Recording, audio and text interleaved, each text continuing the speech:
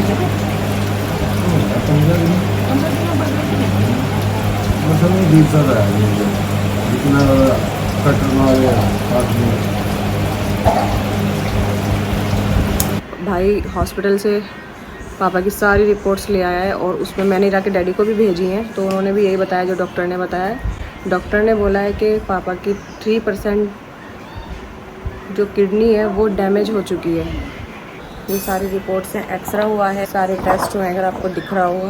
ये तो इसमें ना पापा का हीमोग्लोबिन बहुत ज़्यादा कम है, बहुत कम है, इसलिए डॉक्टर ने बोला है कि इनकी खिलाई पिलाई का ध्यान रखो। ये हीमोग्लोबिन लिखा है ना, तो देखो 5.5 है, और जबकि ये कितना होना चाहिए, 13 से 17 के बीच में होना चाहिए, पर पापा का 5.5 है। खाने पीने का बहुत ज़्यादा ख्याल रखना है, ठंडा पानी बंद है, नॉर्मल पानी बंद है, उबला हुआ पानी बोला है, और खाने में लाल मिर्च नहीं खानी है, गरम खाना नहीं खाना है, एकदम हल्का हल्का लाइट लाइट खाना खाना है, और हेल्दी खाना खाना है। मेरा को देख रही थी, मेरा रोने लग गई। और शाम के टाइम मामा की लड़की अनम ईरा के साथ खेलने आ गई थी, और ईरा भी उसको देखकर बहुत ज़्यादा खुश हो रही थी क्योंकि ईरा उससे पहले भी मिल चुकी है। नेक्स्ट मॉर्निंग फ्रेंड्स पापा की तबीयत फिर से ख़राब हो गई थी, तो बस वही उनके सर के ऊपर गीला कपड़ा वो सब रख रहे थे। अम्मी बस यहाँ पर पापा के लिए दलिया बना रही है। बन गया बिल्कुल एकदम बिना मिर्च और उसका बोला है डॉक्टर ने, वैसे पतला सही, पतला पतला बोला है। बस अब थोड़ी देर में अम्मी हॉस्पिटल के लिए निकलने वाली है, खाना लेकर जा रही है हॉस्पिटल, फिर भाई आ जाएगा यहाँ पर। और ये ईरा यहाँ पर, बस अब मैं इसकी नहलाने की तैयारी कर रही हूँ। ईरा आओ, चलो नहाई नहाई कर लो, जल्दी से नहाई नहाई कर लो ईरा, चलो चलो नहाई नहाई कर लो।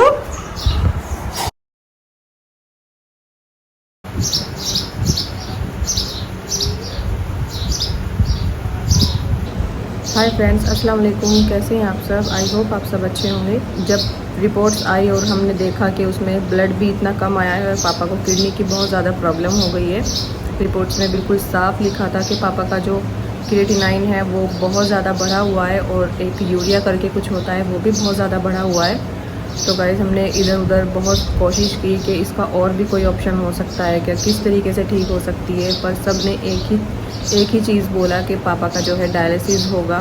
जिसके पास भी हमने रिपोर्ट्स भेजी, सब ने एक ही चीज़ को बोला कि देखो, एक तो ब्लड बहुत कम है और कंडीशन ऐसी है कि इनको जल्द से जल्द ब्लड चढ़ाना पड़ेगा। घबराहट होना, सूजन आना पैरों में, आंखों के नीचे सूजन आना, तो वो सब ना किडनी के ही सिम्टम्स थे। अब हम समझ ही नहीं पाए जब तक टेस्ट नहीं हो पाए। फ्रेंड्स, हमने कल पापा को एडमिट करा दिया और कल भी पापा के ब्लड चढ़ा, आज भी पापा के ब्लड चढ़ रहा है। कल अम्मी पापा को ब्लड देकर आई थी और एक चाचा की लड़की, तो भाई का आज भी फ़ोन आया कि पापा को आज भी ब्लड की ज़रूरत है। अभी देखो अम्मी गई है दोबारा। वैसे तो ऐसा नहीं होता कि एक ही इंसान से बार बार ब्लड लिया जाए, अगर ब्लड का इंतज़ाम नहीं हुआ तो फिर बाहर से लेना पड़ेगा।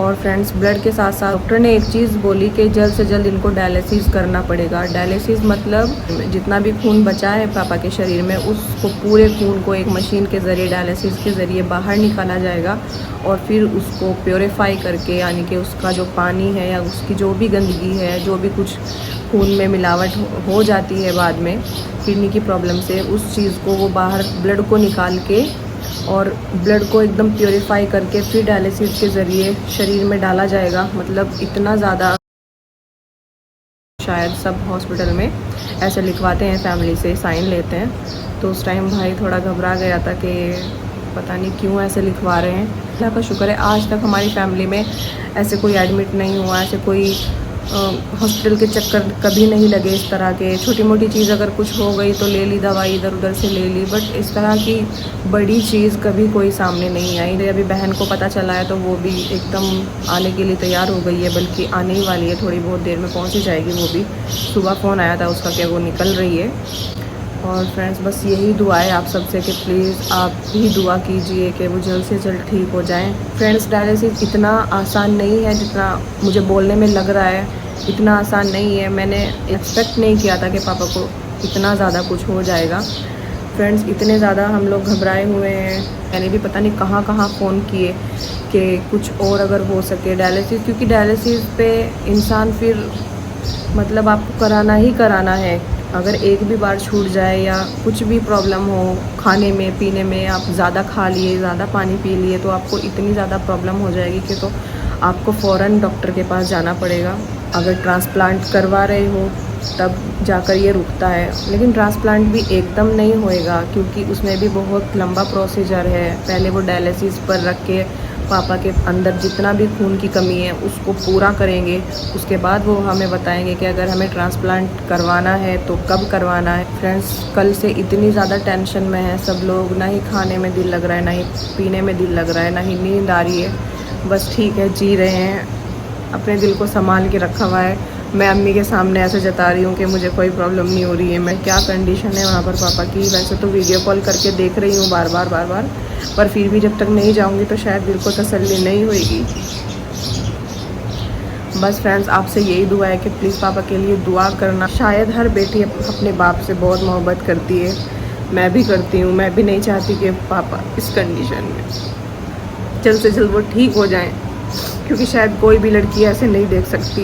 अब भी ये सोच रही है कि चल मैं ब्लड दे दूँगी और दे दूँगी, पर ऐसा नहीं होता है ना। एक ही बार एक इंसान का ब्लड लिया जा सकता है, बार बार नहीं लिया जा सकता। ये डॉक्टर भी बोलते हैं और ये मुझे भी पता है, अम्मी को नहीं पता, इसलिए मैंने उनको बताया पर उनके समझ में नहीं आया, तो इसलिए वो चली गई जल्द से जल्द कि नहीं मैं दे दूँ। मतलब अभी फ़िलहाल हमारे ऊपर क्या सिचुएशन है वो हमें ही पता है और किसी को नहीं पता है। मैं यहाँ बैठकर आपसे 2 दिन हो गए, मैं सोच रही हूँ कि मैं आपसे डिस्कस करूँ, आप सबसे डिस्कस करूँ, मैं ब्लॉग में ये चीज़ बोलूँ, पर नहीं हो पा रहा था। और फ्रेंड्स, 4 दिन बाद पापा डिस्चार्ज होकर घर पर आ गए थे और आज मुझे भी बुढ़ाने के लिए निकलना था, क्योंकि इरा के डैडी भी मुंबई से बुढ़ाने के लिए आज निकल रहे हैं। तो ये मेरा यहाँ पर लास्ट डे था। जाते हुए बुरा भी लग रहा था, पर इस बात की खुशी भी थी कि पापा डिस्चार्ज होकर घर पर आ गए हैं।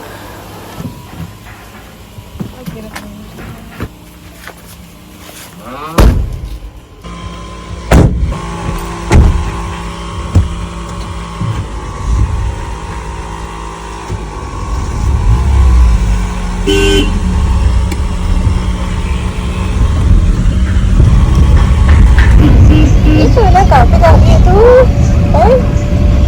इरा खुश हो गई है गाड़ी में बैठ के। इरा बहुत दिनों में बैठी है, इरा गाड़ी में आते हुए बैठी या फिर जाते हुए, है ना।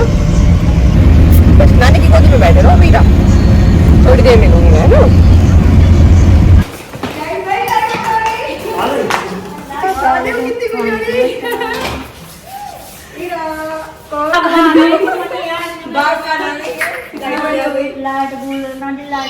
अच्छा, और तबीयत ठीक है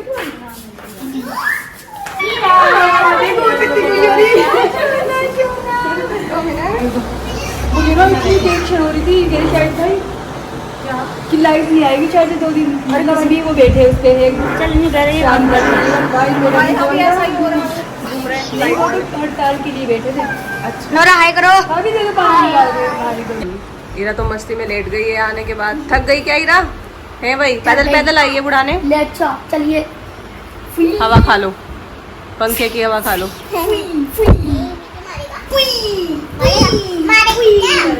आराम से आराम से। हाँ। अच्छा, इरा डॉल, ये देखो पिंक वाली डॉल इरा। इतना बड़ा या फिर इतना बड़ा लिया है टेडी निकाल के। हाँ, नोरा का है ये। इरा की जितनी डॉल टेडी। इरा से छोटा है टेडी। इरा लंबी है ना, इरा बड़ी है उससे। इरा से बड़ा गले मिलने से इरा से बड़ा है ये। इरा से बड़ा इरा जीतता है यहाँ। ये तो इरा बिरयानी खा रही है। चलो यहाँ पे बैठ के नीचे बैठ के खाओ, या फिर तुम भी खा लो, बस आ जाओ। अब जब मैं घर पे थी अपने तो वहाँ टीवी नहीं था, तो वहाँ मैं इसको फ़ोन में दिखा रही थी। बट इसकी एक इतनी अच्छी बात थी कि फ़ोन को ये बिल्कुल भी हाथ नहीं लगाती थी। ऐसे में किसी भी चीज़ पे टच करके रख देती थी फ़ोन, तो ये दूर से बैठ के देखती थी, हाथ में नहीं लेती थी बिल्कुल भी। और अब ये देखिए टीवी चल गया है और ये बैठी है यहाँ पे, खुश हो गई है मतलब। तो फ्रेंड्स, अम्मी तो चली गई थी खाना वाना खाने के बाद। ड्राइवर वाले भैया ने बहुत अच्छी गाड़ी चलाई, उन्होंने 2 घंटे में हमें यहाँ पर बुढ़ाने पहुँचा दिया। हम पूरे 10:50 पर चले थे और पूरे 2 बजे हम लोग यहाँ पर पहुँच गए थे तहसील पर। आते हुए थोड़ा सा 5-7 मिनट हमारे गए, वो गली मुझे नज़र ही नहीं आ रही थी, तहसील, छोटी वाली तहसील जो है। फ्रेंड्स, अभी ईरा के डैडी के आने में 3 या 4 घंटे हैं। अभी 3:15 हो रहे हैं पूरे, और वो 6, साढ़े 6 या 7 बजे तक आएंगे। फ्रेंड्स, ईरा के डैडी दिल्ली तक पहुंच गए हैं और बस थोड़ी देर ईरा सोई, उसके बाद उठ गई। अब मैं इसके कपड़े चेंज कर रही हूँ क्योंकि थोड़ा सफ़र में भी हो गई थी। मुँह हाथ धो के इसके कपड़े चेंज किए हैं, बस अब इसको तैयार कर देती हूँ। पूरे 20 दिन बाद मिलेगी अपने डैडी से।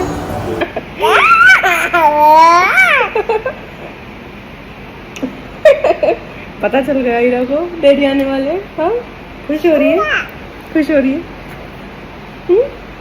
चलो फ्रेंड्स, बस आने ही वाले, तहसील तक आ गए।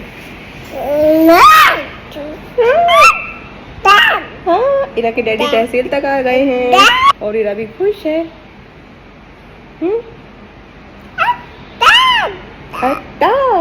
और मैं पूरी कोशिश करूँगी उस मोमेंट को कैप्चर करने की जब ईरा अपने डैडी से मिलेगी पूरे 20 दिन बाद। ईरा का क्या रिएक्शन होगा?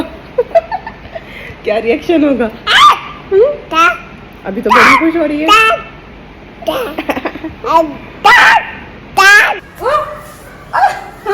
नीचे छोड़ना, भाभी उसको जमाएंगे ना। पार्ले जी गन।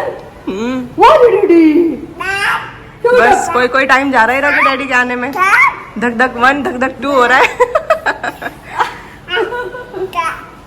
बहुत बेटी है ये।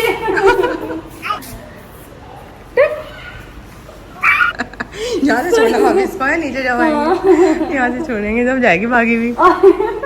हाथ दुखा देगी नहीं, मेरा बंदूक बना देगी। और ये कह रहे थे चोर गली में अब तक नहीं आए। चोर गली इतनी बड़ी हो गई वो। मारो। आ जाओ भाई। आ गए ईरा डैडी आ गए।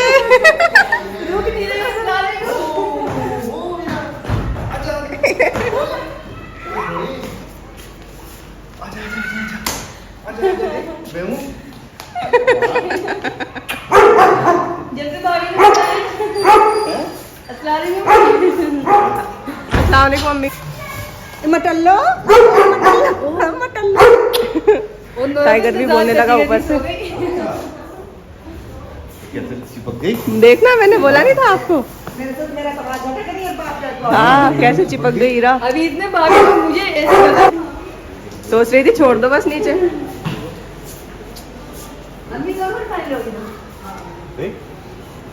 पर देखिए ईरा अपने डैडी को कैसे फनी फेस बनाकर दिखा रही थी।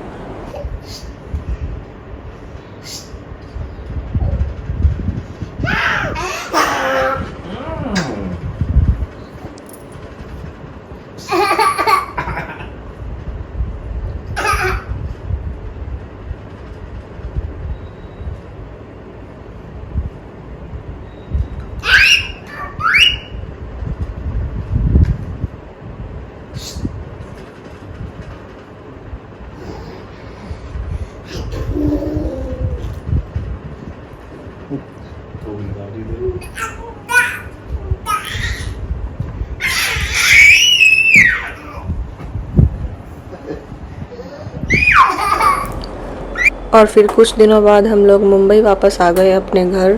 फ्रेंड्स, ये था पूरा व्लॉग। अगर आपको अच्छा लगा हो तो प्लीज़ लाइक कर दीजिएगा, शेयर कर दीजिएगा और चैनल को ज़रूर सब्सक्राइब कर दीजिएगा। और मैं मिलती हूँ आपसे नेक्स्ट वीडियो में। तब तक के लिए आप सब अपना ख्याल रखिएगा। अल्लाह हाफिज़।